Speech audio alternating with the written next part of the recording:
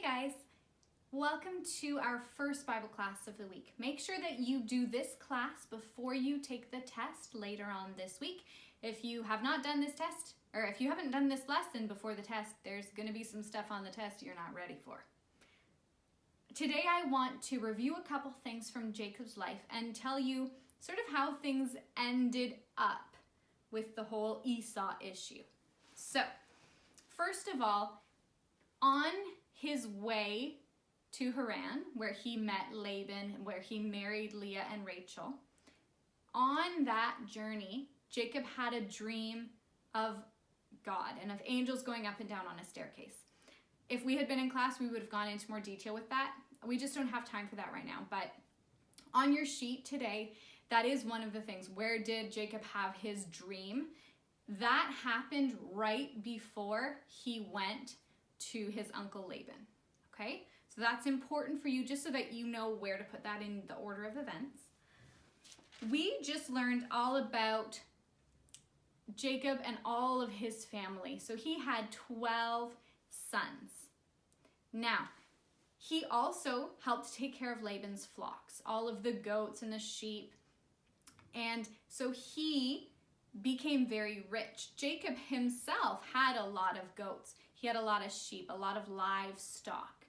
He had his own servants. He had all of this wealth. And we saw this earlier with Abraham and Lot. When they both became very wealthy, they had to separate because animals need pasture. They need land where they can eat grass. And if there's too many of them in one area, there isn't enough grass for them to eat. So just like Abraham and Lot had to separate, Jacob needed to separate from Laban. But Laban had never been very fair with Jacob. He tricked Jacob into marrying Leah. He did a whole lot of deceitful things over the years where he would try not to let Jacob have the sheep that he had said he could have. He kept changing his mind to try to get the better deal. So Jacob did not trust Laban, and he was very afraid that if he went to Laban and said, okay, Laban, I need to leave with all of my family, that Laban would just say no, and he would keep his daughters, Rachel and Leah, and all of the children with him because he didn't want them to go. So Jacob and his wives and his children snuck away in the night. Okay, so they got away.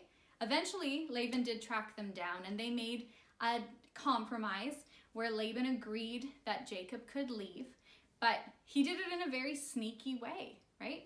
And we see this over and over again with Jacob, right? We see him being sneaky to get anything he wants. So he wanted a birthright. So he was kind of sneaky and manipulative and got a birthright from Esau. And then he wanted the blessing. So his mom helped him to be sneaky and get the blessing. And now, again, we're seeing him being very sneaky to try to get away from Uncle Laban. So we see this deceitful, sneaky, trying to control everything around him no matter what he has to do. That is Jacob. So now he has left and he's heading back home. Now, it has been, I think it's been 20 years. Let me go check in my other Bible.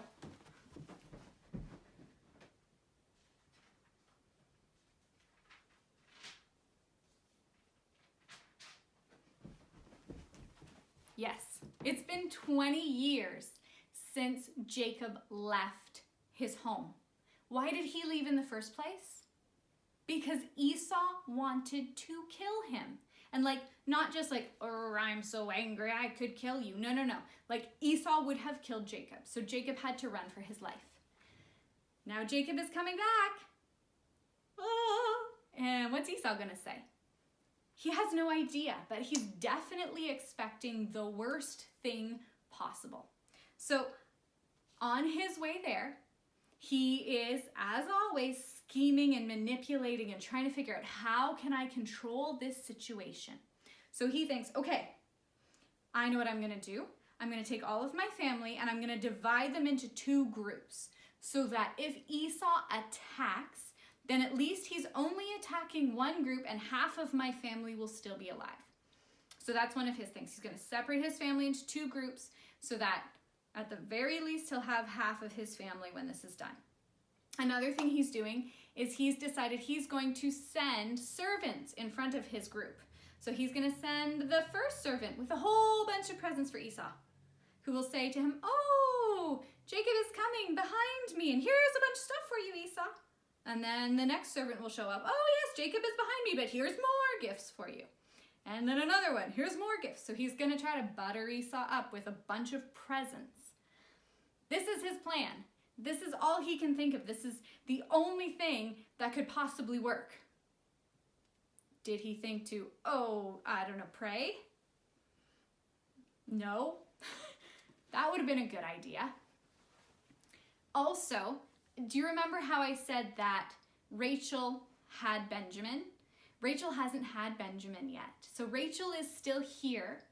She's actually pregnant with Benjamin at the time as they're traveling. So Jacob is still very carefully watching out for Rachel. Okay, he still loves her. She's the one that he loves. Now, right before Jacob's going to end up meeting Esau, we have this kind of weird story about Jacob wrestling with an angel. It's in Genesis chapter 32. Let's take a look at it. It says, "That night, Jacob got up and took his 2 wives, his 2 female servants, his secondary wives, and his 11 sons, because Benjamin hasn't been born yet, and crossed over the ford of the Jabbok. After he sent them across the stream, he sent over all of his possessions. So then Jacob was alone, and a man wrestled with him till daybreak. When the man saw that he could not overpower him, he touched the socket of Jacob's hip, so that his hip was wrenched as he wrestled with the man.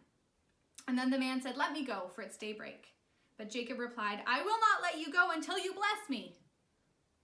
Once again, we've got Jacob fighting. Literally, he is wrestling. Literally, remember that word from language? He's actually wrestling for a blessing. And the man asked him, "What is your name?" "And Jacob," he answered. And then the man said, "Your name will no longer be Jacob, but Israel, because you have struggled with God and with humans and have overcome." And Jacob said, "Please tell me your name." But he replied, "Why do you ask my name?" And then he blessed him there. And so Jacob called the place Peniel, saying, "It is because I saw God face to face, and yet my life was spared."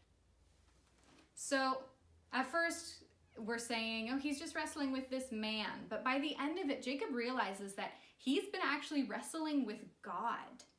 Now, this is not out of character for Jacob, right? He is the schemer. He is the wrestler. He is the guy who is always trying to control situations.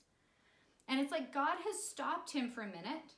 Let him do all the wrestling with God that he wants. Great, just wrestle me. And then in the end, God's like, okay, but you can't win because I'm God. And then he just sort of touches his hip and the hip goes out a bit. And Jacob can't win. It's almost as if before God could make Jacob into Israel, into the man who's going to be the father of this great nation, he had to humble him.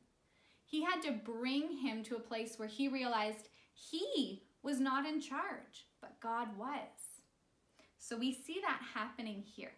Now, it's really interesting that his hip was affected because this was not an easy lesson for Jacob to forget about. For the rest of his life, he'd be walking with a limp. Every single step he took, he would remember who was really in control. It wasn't him. It was God. So as weird of a story as this is, and it kind of just feels like it's in the middle of some strange stuff, this is God preparing Jacob to be the kind of man he needs to be before he goes to meet Esau, before he keeps scheming and making up all of these things. Now Jacob is actually ready to go back and meet Esau. When they finally meet in the next chapter, what do you think happens? Do you think Esau shows up and he's like, I'm gonna kill you all? It's been 20 years. Esau's anger has gone away. He has just started to miss his brother. And so when Esau sees Jacob, he is just filled with joy that he gets to see Jacob, and he gets to see Jacob's wives and his children, his nephews. So it ends up being a very happy ending here, and they end up being able to live near each other peacefully, okay? Right around this time, as Jacob is coming back to the land where Esau lives, and he's starting to settle, that is when Rachel gives birth to Benjamin and when she dies. So just so you have that time period in mind. Okay, now you're going to take out Jacob's life sheet. Let me take a quick look. Yes, that is called Jacob's life. And it has a bunch of different signs on it, and each sign has a different event. It has a little spot where you can put a number. You're going to put all of these events in order of how they happened in Jacob's life. Okay? Remember, who did he marry first? When did he meet his uncle Laban? When did he see Esau again? When did he wrestle with God? When did he have that weird staircase dream? You're going to show me that you understand the events in order. And then if there are any of those events that you're like, I have no clue what that means, other than the dream one, you should go and look at that. Because these are all events that could end up on your test, except for the dream. Don't worry about the dream. I know we didn't study that one together. Then your test on Thursday, I'm pretty sure it's Thursday, it's on your schedule. You are going to be answering all of your questions on Google Classroom. There will be a link you can click on, the test will show up, and you'll just type the answers in as you go. Thank you for joining me today. I hope that you have a good time doing your sheet. See you later.